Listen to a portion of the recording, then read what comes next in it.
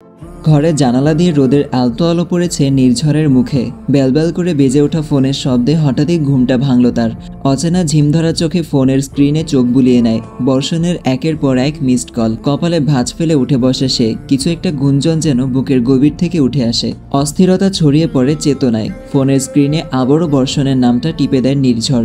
দুইবার তিনবার, তারপরেই অপর প্রান্ত থেকে ভেসে আসে বিরক্ত কিন্তু চিন্তিত এক কণ্ঠ। কি মরার ঘুম ঘুমাস? নির্ঝরের গলা তখনও ঘুমের ভারে ক্লান্ত। অনেক রাতে চোখ লেগেছিল রে, খেয়াল করিনি। বর্ষণ তাড়াহুড়ো করে বলে ওঠে, ওসব বাদ দে। অনামিকা কি তোর বাসায় গিয়েছে? নির্ঝরের চোখ হঠাৎ বড় হয়ে যায়। মানে, ও কি বাসায় নেই? আমার এখানে তো কয়েকদিন ধরেই আসে না। বর্ষণ দীর্ঘশ্বাস ফেলে বলল, কাল অনু ফিরেছে। সবাই এতটাই ব্যস্ত হয়ে পড়েছিল ওকে ঘিরে যে কেউ খেয়ালই করলো না অনামিকাকে। আমিও ভেবেছিলাম কিছুক্ষণ একা থাকুক, একটু নিজের মতো। কিন্তু সকালে মায়া গিয়েছিল ওর ঘরে। ঘর ফাঁকা। আমিও খুঁজে দেখলাম, কোথাও নেই। তাই তোকে কল দিলাম।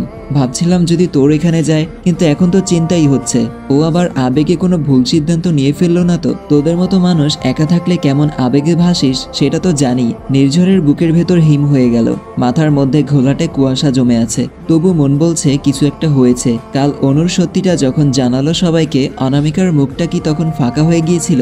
ও কি নিজেকে হারিয়ে ফেলেছে?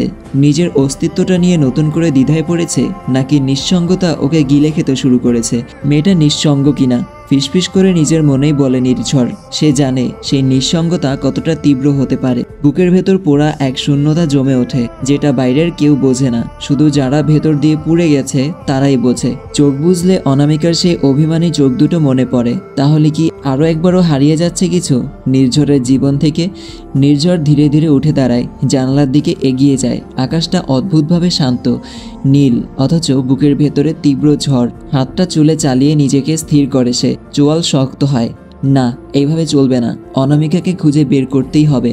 যে কোনো ভুল হবার আগেই এক মুহূর্ত আর দেরি না করে শার্টটা গায়ে চাপিয়ে দ্রুত বেরিয়ে পড়ে নির্ঝর। আজ যেন শুধু একজন মেয়েকে খুঁজতে নয়, তার নিঃশব্দ কান্নাকে জড়িয়ে ধরতে আরেকটা হারিয়ে যাওয়া আত্মাকে ফিরে পেতে যাচ্ছে সে। ঘরের প্রতিটা কোণে যেন এক ধরনের অস্থির শূন্যতা ঘুরে বেড়াচ্ছে। কারো মুখে হাসি নেই, কারো চোখে নিঃশান্তি নেই। প্রতিটি নিঃশ্বাস ভারী। দেয়ালে টিকটিক করে চলছে ঘড়ি, আর সেই টিকটিক শব্দটাই যেন বাড়িয়ে দিচ্ছে প্রত্যেকের অস্বস্তি। অনিমা এক কোণে দাঁড়িয়ে, মুখ নিচু, চোখ লাল অপরাধভাবে ভরা, যেন নিজের ছায়াকেও সে এখন ক্ষমা করতে পারছে না। অনিমা শান্ত কণ্ঠে বলল, আমারই দোষ। আমি ওকে এমন কিছু কথা বলেছিলাম যেটা ওর মনে লেগে যেতে পারে। হয়তো সেই জন্যই চলে গেছে। অর্ণব ধমকের সুরে বলল, কি বলেছিস তুই? আর তুই কিছু বলেছিস বলে ও কি এমন করে যাবে? এটা ভাবছিস কিভাবে?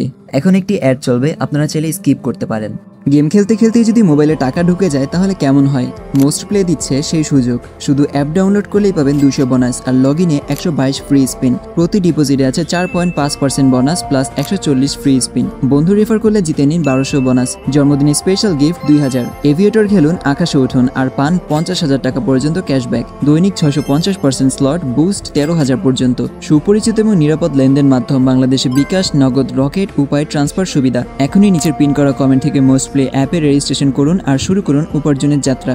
অনিমা চোখ নামিয়ে বলল, না মানে আমি আসলে ভেবেছিলাম ওর জায়গায় এতদিন আমি থাকলে হয়তো আমি বিষয়টা সহজে গ্রহণ করতে পারতাম না। আমি তো নতুন এসেছি, আর ওকে তো তোমরা ছোটবেলা থেকে চেনো, ভালোবাসো। ওর জন্য যদি আমাকে ভালো না বাসো তোমরা, কিন্তু আমি ভুল ছিলাম, আমি ভুল করে ফেলেছি, সরি। মায়া একটু রুক্ষ কণ্ঠে কিন্তু তাতে একটা স্নেহ মিশে বলল, অনামিকা তো নরম নয় অনিমা। ওর মন অনেক শক্ত, অনেক ধৈর্যশীল। আবেগে ভেসে একজনের কথায় এতদিনের পরিবারের ভালোবাসাকে উপেক্ষা করে চলে যাবে, এটা ওর স্বভাব নয়। মোহনা চিন্তিত মুখে ধীরে ধীরে হাঁটছে রুম জুড়ে। হয়তো ওর নিজেরও কিছু চলছিল মনের ভেতরে, হয়তো মাইন্ড ফ্রেশ করতে গিয়েছে কোথাও। ফোনটাও তো বন্ধ। অর্ণব অস্থির হয়ে উঠে দাঁড়ায়, কিন্তু কোথায় গেল সে? কোথাও তো কোনো ক্লু রেখে যায়নি। ও তো এমন হুট করে কোথাও গায়েব হবার মেয়ে নয়। অনিমা নরম কণ্ঠে বলল, আমি শুধু আমার অনুভূতিটা বোঝাতে গিয়ে ভুলভাবে বুঝিয়ে গিয়েছিলাম। আমি চেয়েছিলাম আমার উপস্থিতিটা যেন সে হালকাভাবে নেয়, কিন্তু আমি বুঝতে পারিনি আমি নিজেই তাকে হালকাভাবে নিচ্ছি। আমার শব্দগুলোই বড্ড ভুল ছিল। বিথি বেগম নরম হয়ে অনিমার পাশে গিয়ে বসে বলেন, ভুল আমাদের সবারই হয় অনু। তুই নতুন এসেছিস, তোর আবেগ সত্যি, কিন্তু আমাদের অনামিকা হারিয়ে গেলে আমরা সবাই নিজের এক একটা অংশ হারাবো। নীলিমা বেগম অসহায় কণ্ঠে বললেন, আমি কেন শান্তি পাই না? আমার সংসারে কোনো না কোনো অশান্তি লেগেই থাকে। অনুকে পেলাম, কিন্তু এখন অনামিকাকে নিয়ে চিন্তা হচ্ছে। হাসান আহমেদ বলল, অর্ণব, সব জায়গায় খোঁজ লাগাও, মেয়েটা কোথায় গেছে। বর্ষণ তো খুঁজতে বের হলো, তাও এখনও তো খোঁজ নেই। ঘরে আবার নীরবতা, কেবল বাতাসে দুলতে থাকা জানালার পর্দা আর দেয়ালের ঘড়ির টিকটিক শব্দ। কেউ কিছু বলতে পারছে না।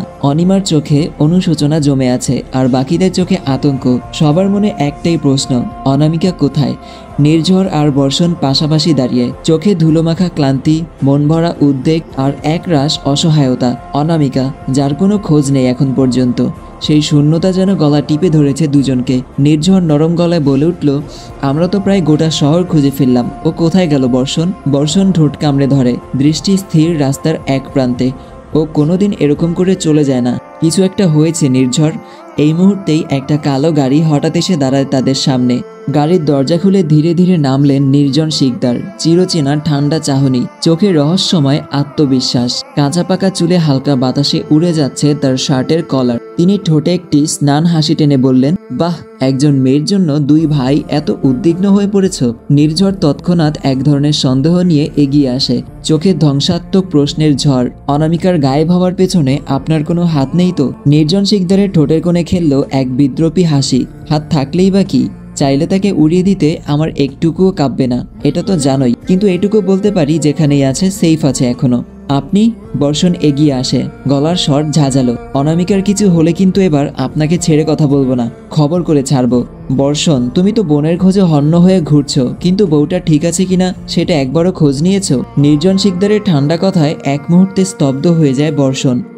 কি বলছেন আপনি। বর্ষণের কণ্ঠ কাঁপে, চোখে ধাক্কা খাওয়া বিস্ময়। নির্ঝর সামনে এসে দাঁড়ায়, রাগে চোখ লাল। কি শুরু করেছেন এসব। একজন বাবা হয়ে আপনার কি একটুকুও মন গলছে না? কেউ ছেলেদের জীবন নিয়ে এরকম খেলতে পারে? তোমরা ছেলেই বা কবে হলে আমার, যেখানে তোমরা নিজেরাই আমাকে বাবা মনে করো না। নির্জন শিকদারের গলায় তাচ্ছিল্যের তীক্ষ্ণ ছোঁয়া স্পষ্ট। আপনি বাবার মতো কখনো কিছু করেছেন? বর্ষণ গর্জে ওঠে, আপনার কোনো কাজেই পিতৃত্বের ছাপ নেই, তাই তো আপনি আমাদের হৃদয়ে জায়গা পান না। নির্ঝরের ঝাঁঝালো কণ্ঠ, এক মুহূর্তের নীরবতা। নির্ঝর এগিয়ে এসে থেমে গিয়ে জিজ্ঞেস করে, আপনি আসলে চান কি? অনামিকাকে গায়েব করে কি বোঝাতে চাইছেন আপনি? নির্ঝর শিকদার এক দীর্ঘশ্বাস ফেলে, চোখ দুটো ভিজে যায় অদ্ভুত এক অতীতের অভিশাপ ও অহংকারে। আমি চাই তোমরা আমার মতো হও। এই মায়া ভালোবাসা সব ফাঁকি, এগুলোয় আটকালে ছিঁড়ে যাবে। আমি তো এসব কেটে এসেছি বহু আগেই। তিনি পেছনে ফিরে গাড়ির দিকে এগিয়ে যেতে যেতে থেমে বলেন, ভালোবাসা যত দেবে ততই দুর্বল হবে। আমি চাই না আমার উত্তরসূরি দুর্বল হোক। আর যদি অনামিকার সত্যি খোঁজ চাও, তাহলে দাম দিতে শেখো। গাড়ির দরজা বন্ধ হওয়ার শব্দে যেন চারপাশ কেঁপে ওঠে। নির্ঝর দাঁড়িয়ে থাকে স্থির চোখে। এই লোক বাড়াবাড়ি করে ফেলেছে। এইবার ছেলের হাতে যদি ওনার পতন হয়, তবে কিছু করার থাকবে না বললাম। বর্ষণের তীক্ষ্ণ কণ্ঠ। নির্ঝর চোখ বন্ধ করে একটা সিদ্ধান্তের মতো কিছু নিয়ে বলে, ওনার জন্যই বরাবর আমি সবকিছু থেকে পিছিয়ে আপোষ করেছি। আর না, এইবার আর ওনার ইচ্ছাতে চলবে না। তবে কি এইবার দুই ভাই মিলে পিতার সাম্রাজ্যের পতন করবে? আসসালামু আলাইকুম এভরিওয়ান, আজকের পর্বটা এখানেই শেষ করছি। জানি আজকের পর্বটা একটু ছোট হয়ে গেছে, কিন্তু এটা জানলে অবাক হবেন যে এই গল্পের আর মাত্র একটা এপিসোড আছে, মানে এই গল্পের শেষ পর্ব। সো শেষ পর্ব নিয়ে দেখা হবে অবশ্যই আগামীকাল। আর হ্যাঁ গাইস, আমাদের কিন্তু 1 লক্ষ পরিবার হতে আর মাত্র কিছু সাবস্ক্রাইবার লাগে। সো যারা যারা আমার চ্যানেলটা এখনো সাবস্ক্রাইব করেন নাই, তারা অবশ্যই সাবস্ক্রাইব করে আমাদের পাশে থাকবেন। অ্যান্ড দেখা হচ্ছে পরবর্তী ভিডিওতে। সবাই সুস্থ থাকবেন, ভালো থাকবেন। আল্লাহ হাফেজ।